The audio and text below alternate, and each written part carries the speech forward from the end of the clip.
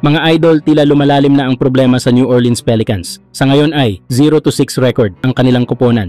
At kahit healthy at mas magaang tingnan si Zion Williamson ngayong season, hindi pa rin niya magawang iangat ang koponan sa panalo.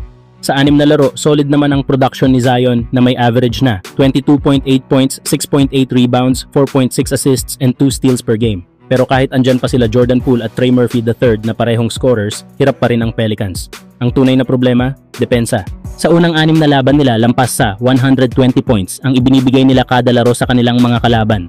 Kahit gaano pa kaganda ang opensa, kung ganito kabutas ang depensa, mahirap talaga manalo. Dahil dito, may mga nagsisimula ng magtanong, dapat na bang i-trade si Zion habang healthy pa siya? At may nabubuo pang intrigang senaryo. Ngayong may mga rumores na hindi maganda ang samahan ni Ja Morant at ng coaching staff sa Memphis, posible kaya na Zion for Ja trade? Kung gugustuhin ng Memphis na makuha si Zion at mag-fresh start, baka dito pa mapunta ang superstar kung sakaling umabot sa puntong i-explore ng Pelicans ang trade market. Malaking desisyon ito para sa New Orleans. Future piece ba talaga nila si Zion o panahon na para maghanap ng bagong direction?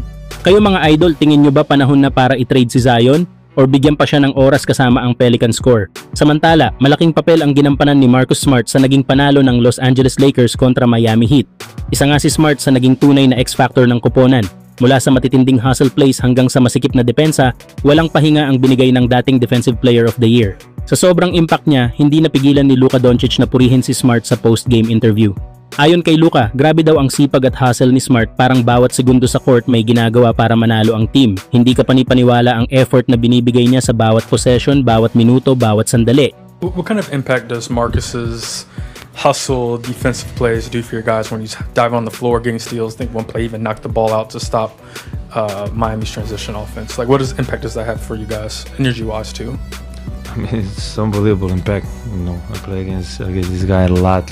He was always guarding me, so I know how I feel for the other team. So I'm glad he's on my team, and the impact he has, it's unbelievable. And you know, he's been hustling every game, every moment, every minute, every second. So props to him. Sa naging laban, nagtapos si Marcus Smart na may 11 points, 3 rebounds, and 4 assists. Kasama pa ang countless hustle plays na hindi laging nakikita sa stats pero ramdam sa laro. Kaya naman mga idol, malinaw. Napakalaking addition talaga ni Marcus Smart para sa Lakers, lalo na sa defensive mindset ng koponan. Kayo mga idol, anong masasabi nyo sa hustle at leadership ni Marcus Smart? Samantala, bukas ay may pagkakataon naman ang Los Angeles Lakers na bumawi laban sa Portland Trail Blazers. At siguradong mas gutom sila ngayon sa panalo. Alam naman natin, sa unang paghaharap nila ngayong season, tinalo ng Blazers ang Lakers. At tandaan, back-to-back game yon para sa Lakers at wala pa si Luka Doncic noon dahil sa injury, kaya sinamantala talaga ito ng Portland.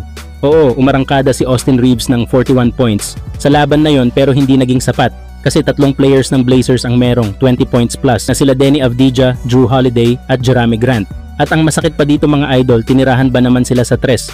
Naggumawa nga ang Portland sa laban na yon ng 14 out of 43 in 3-point line habang ang Lakers ay meron namang 7 out of 27 shooting beyond the arc. Dito pa lang, kita na kung bakit hirap ang Lakers nun, lalo't kulang sila sa big pieces gaya ni Luka. Pero bukas, ibang usapan na. Posibleng maglaro na si DeAndre Ayton at syempre nariyan na si Luka Doncic at ang hustler na si Marcus Smart.